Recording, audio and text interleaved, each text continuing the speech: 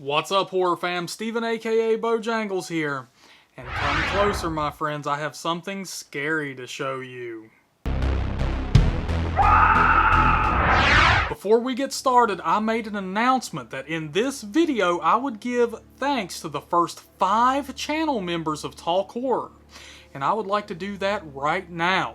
So major thank yous go out to Dragon Blues, Anna Neider, Septic Glitch, Jonas Acosta, and Jesus Saves. Thank y'all so much. I'd also like to give a huge shout out to the first person to buy Talk Horror merch. Check out how stylish Jaren, aka Lil J, looks in his Talk Horror hoodie. If you would like to support the channel by buying merch or by becoming a channel member, you'll find links to both in the description below. Today, a new Halloween is upon us and it's being brought to us by Rob Zombie. This time around, he's bringing us a sequel to his remake of the original Halloween. Much like the original, this film picks up right where we left off, with Laurie Strode being transported to the hospital while her brother Mikey is being transported to the morgue. But as you can imagine, it doesn't take long for things to go awry. Eventually, we have to watch Laurie and Annie try to cope with the events that took place in their past, while Myers still lurks among them. So, with all of that being said, let's go back and take a look at 10 things you didn't know about Rob Zombie's Halloween 2. Number 1. Educated on horses. There's no denying that director Rob Zombie is very fond of his white horse subplot. White horse. White horse? White horses. There's just one little problem. The horse used in the film is not a white horse. You see, true white horses are extremely rare. A good example of a true white horse would be the Lone Ranger's horse, Silver. The horse in Rob Zombie's Halloween 2 is actually a gray horse. You can tell by looking at its forelegs. Notice all the gray around those? A true white horse doesn't have this. Mother of God. But, to be fair, most white horses you see in films aren't actually white horses either. They're just gray horses that have acquired more white hair as they've gotten older. Underneath all of that hair, their body is still gray. Much like Rob Zombie himself. Bruh. Number 2. Where's Daeg? A lot of viewers were shocked when they saw the film and realized that Daeg Faerch, the boy who played young Michael Myers in Rob Zombie's first film, had been recast. Why? I mean, it's hard not to notice when any character has been recast, but Faerch has such a unique look that it was really obvious and viewers weren't happy. This is #1 bullshit. So, why did Zombie make this move? Well, back in the day, he went to MySpace to explain himself. Yes, MySpace. I know some of you are confused as to why Daeg is not in the film. Recasting young Michael was not something I wanted to do, but the scenes just didn't work anymore. Daeg is no longer a little boy. He is a teenager with a deep voice. Once you see the film, you will understand why I made this choice. It was not an easy choice and was not made lightly. Daeg kicked ass in Halloween, but things change. I think Daeg is very, very talented, and I wish him all the best. Number 3. Hell No Ween. So, how did Rob Zombie initially feel about doing a sequel to Halloween? When I finished Halloween, I said to Weinstein, I go, don't even bring it up. I'm not doing another fucking Halloween movie. Don't even mention it. Dang, those are some pretty strong words, and right from the horse's mouth. Instead, Zombie wanted to do another movie called Tyrannosaurus Rex, which he actually finished the script for. But there was just one problem when he handed it over to the studio. They just were like, oh my god, this movie is gonna cost a fortune to make. We don't want to make this. So with nothing on his plate, Zombie must have been hard up and ready to get to work on Halloween 2, right? But I still didn't want to do Halloween 2. Oh. But, as history tells us, he did end up signing on for the sequel. So what changed his mind? I started hearing what other people might be gonna do with the characters, and I was like, wait a minute, that's my Dr. Loomis, that's my Laurie Strode. I get all like, I don't want anyone fucking with my world. So, Zombie told the studio he would take on the task of directing the film, and they jumped on it. I said, well, I'll do it if it's still there to be done. And I swear to God, like the next day, I was on the phone with Weinstein, and he's like, I need this thing by August. Number 4, X-Rayed to death. While going through the airport, an entire day of film was run through the X-ray machine, which made it completely unusable. No, God! No, God, please, no! No! No! No! Already being on an extremely limited filming schedule, Zombie had no choice but to reshoot all of the footage he had lost, which included material he had shot with actor Richard Brake, whom had already flown home to London. Well, that's great. That's just fucking great, man.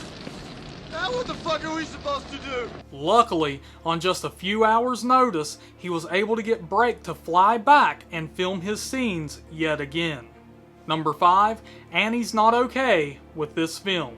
There's no doubt that actress Danielle Harris is not only a big part of the Halloween franchise, but she's also a big fan of it, always wanting to participate as much as possible. Well, except for Rob Zombie's Halloween 2. I was not a fan of Halloween 2. But she is a fan of herself. I liked my stuff with Brad Dourif. I thought like we were kind of in like a separate movie than everybody else. So, why isn't Harris a fan of H2? And I thought it was just so, like, cliche. Well, basically she felt like Zombie had no idea as to what he actually wanted to do. Really didn't have, like, a good idea on kind of what he wanted to do, so. And the finished product was like a mishmash of 3 different movies. But there were like 3 movies going on in that movie.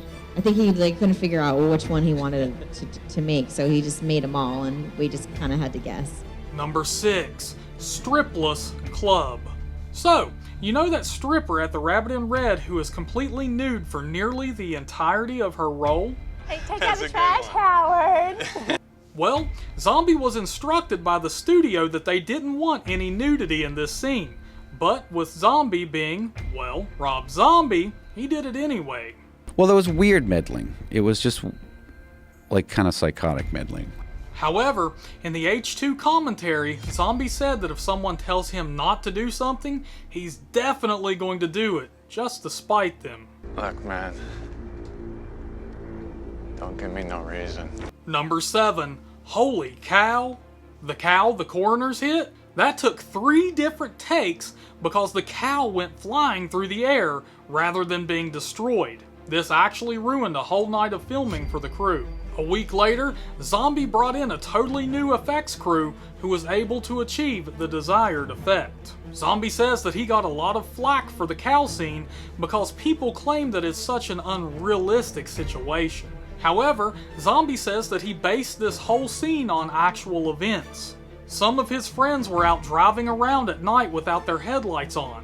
When they turned on their lights, a cow was in the middle of the road and they only had time to shout, "Cow!" before crashing into it. Holy cow! Number 8, Carpenter Cameo. Director of the original Halloween, John Carpenter, is certainly just as comfortable in front of the camera as he is behind it. Well, back to work. So, you may think that the Master of Horror would have agreed to be in Halloween 2 when Zombie asked him if he would like to make a cameo, but Carpenter declined. Denied. So, why did Carpenter decline? Well, it may be due to their feud. To find out more info about that, you should check out my 10 Things You Didn't Know About Rob Zombie's Halloween video. I was incredibly supportive. Why that piece of shit lied, I don't know. He had no reason to. Number 9, Goodbye Horses. A staple of Rob Zombie's films is the making of documentaries that he likes to shoot during production. There's one for Halloween, The Devil's Rejects, 31, etc. So why doesn't one exist for Halloween 2? Where is it? Well, a documentary was filmed, but Zombie was denied permission to release it because the Weinstein Company was concerned with how it might make them look. Like kind of psychotic meddling. Number 10, Halloween. Want to hear something insane? From the moment it was greenlit to the moment it was in theaters was like 7 months. Wow. Trying to get a movie made at such a breakneck pace made for a very troubled production, even when it came to the most basic of things. For instance, the shed used during the hospital sequence was meant to be smashed apart by Myers. However, props didn't get the memo. So, they built the set to code, and it was very difficult for actor Tyler Mane to break through it. The weather in Georgia wasn't cooperating as much as Zombie would have liked. It was constantly raining, and one day there was a massive snowstorm that production had to work around. For instance, there was a ton of snow on the ground outside during this scene. A door in Annie's house was an actual oak door, rather than a breakaway door. And once again, Mane had a horrible time trying to smash through it. Eventually, he was able to make it through, but not without some battle scars. The studio wasn't able to secure actor Malcolm McDowell to reprise his role as Dr. Loomis until filming had already begun. Due to this, most of his scenes had to be drastically rewritten, and most of his footage was shot in a single day. Loomis's assistant, played by Mary Birdsong, was cast at the last minute and began filming her scenes right after she had been flown in. The studio demanded reshoots after the film was already in the process of being edited.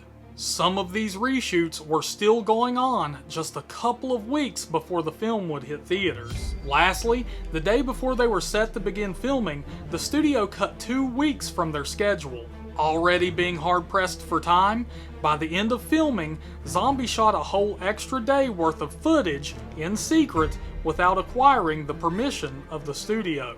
Holy crap, no wonder this guy didn't want to do another Halloween film. I'm not doing another fucking Halloween movie. And that's it for this Halloween, but don't worry because the well hasn't run dry just yet. Next up, we'll be checking out Halloween 2018. So make sure you hit that subscribe button and stay tuned. Alright, until next time my friends, look horror, listen horror, talk horror. To take out the trash! That's Here, Howard. Hey, take out the trash, Howard. Take out the trash, Howard. What are you, an aura? You're so bad. Really? Carpet Day! Huh? No!